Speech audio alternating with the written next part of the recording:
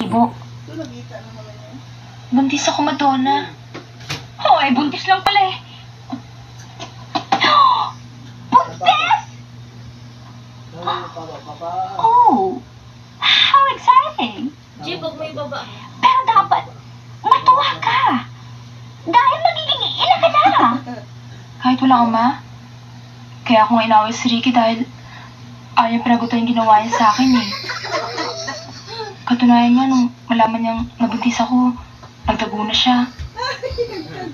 Problema nga talaga yan. Nasasiwayit siya.